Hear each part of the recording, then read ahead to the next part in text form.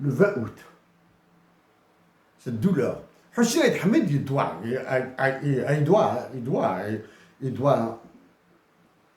se remuer, plus que se remuer dans sa tombe là. Il doit pleurer là, Hussein Ahmed. Son parti politique qui fournit un candidat qui sert d'alibi pour un autre. Son candidat qui a oublié d'aller à Ifri-Ouzleken.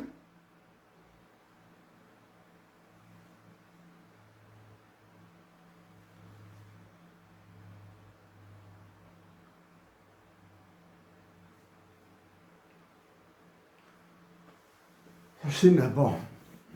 Hussein, bon, c'est passionnel, hein? C'est passionnel, Hussein. Mais je continuerai à le faire. Chers compatriotes d'Algérie, chers frères et sœurs d'Algérie, diriez-vous qu'il y a une contradiction dans ce que je dis? D'un côté, j'appelle à la paix, j'appelle à la patience, et d'un autre côté, je vous dis que celui qui occupe le Mouradia et les généraux, etc., ont détruit l'État.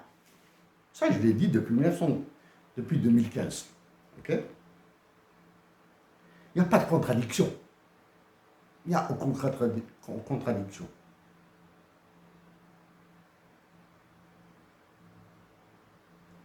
Il y a plutôt de la lucidité et de la sagesse.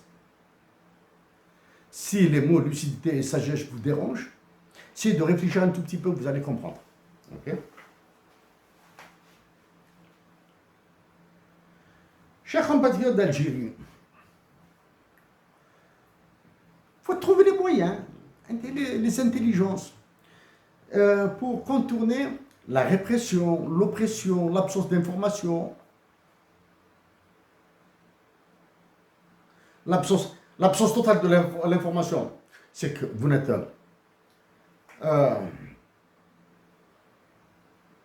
l'absence totale d'information. Vous êtes désinformé. Avec l'absence totale de l'information, vous êtes désinformé. Avec un excès d'information, vous êtes mal informé. Aucune information ne circule en Algérie. Vous êtes désinformé. Il y a trop d'informations qui circulent. Vous êtes mal informé parce qu'il vous est difficile de repérer la bonne information. La bonne information et surtout l'information qui vous aide à voir plus clair.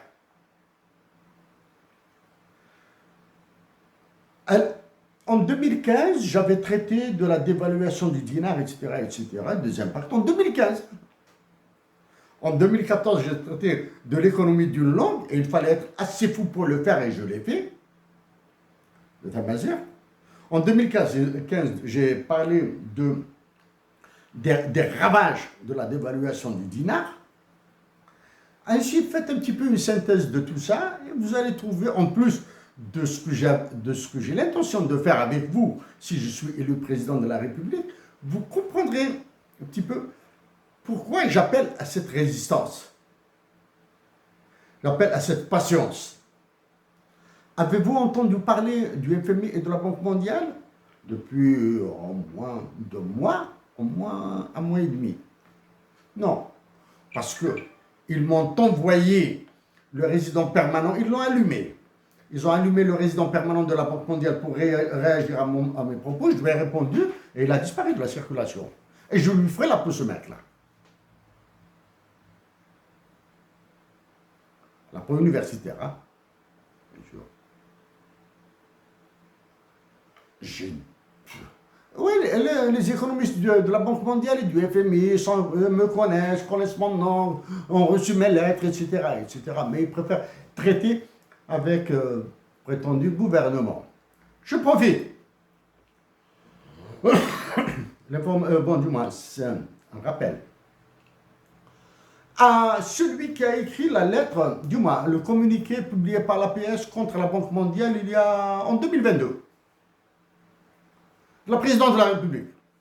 Maintenant, le nom, l'identité apparaît. Ça, même si je n'ai aucune, hein, je n'ai jamais rencontré cette personne. Hein. Maintenant, le nom, du moins, l'allumeur se confirme. S'il vous plaît, évitez de parler de la Banque mondiale et du FMI après. Hein. Évitez de parler Bon, vous pouvez parler de la surévaluation du dinar si vous avez le courage. Vous pouvez parler de la dotation de l'Algérie d'un hymne national bilingue en tamazight et en arabe. Ça. Et surévaluation du dinar et de l'hymne national algérien en tamazight et en arabe, ça vous pouvez parler si vous avez le courage, si vous pouvez. Pour le reste, s'il vous plaît, épargnez. Ben, du moins, vous pouvez réagir autant que vous voulez. Hein. Je vais essayer de m'élever au-dessus de vos conneries, là. Au chef d'état-major de l'armée, aux généraux de l'état-major. L'indignité a des limites. L'indignité a des limites. Quand un individu atteint un certain niveau d'indignité, normalement, il doit changer de secteur, de créneau. Posez-vous la question si vous avez atteint ce niveau d'indignité là.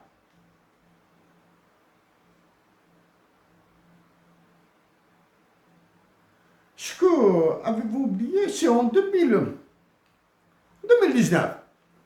Quand le coup d'État contre le précédent chef d'État a été organisé par le précédent chef d'état-major, que j'ai dit que ça, nous allons vers la catastrophe. Et maintenant, je me suis trompé. L'Algérie n'est pas dans une catastrophe. Elle est dans les abysses. Elle est dans les abysses de l'enfer. C'est pire. Ah, je me suis trompé sur ça. C'était pas une catastrophe là. L'abysses de l'enfer. Avez-vous vu un petit peu, arrivez-vous à comprendre ce qui se passe en Égypte et en Libye? Je ne parle pas du Mali, du Niger et du Burkina. Dommage. L'ancien président de l'Égypte, il a fui. L'ancien président de Tunisie, il a fui. Okay? Celui qui est le remplaçant en Égypte, là, il est en train de faire pire. La Libye, à cause des Français, Sarkozy, Hollande, et de l'actuel. Ben, il préfère quelqu'un.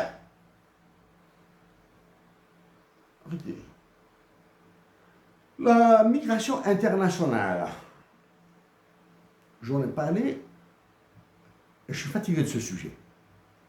Hein? La traite humaine au niveau de la Libye, du Niger, du Mali, etc. Elle vient de... C'est encore plus profond. Plus profond. Des Africains fuient vers l'Amérique par le Brésil. Des Africains fuient vers l'Amérique par la Turquie en allant vers le Brésil.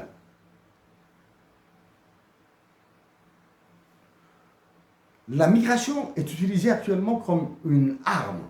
C'est de la soft power, certes.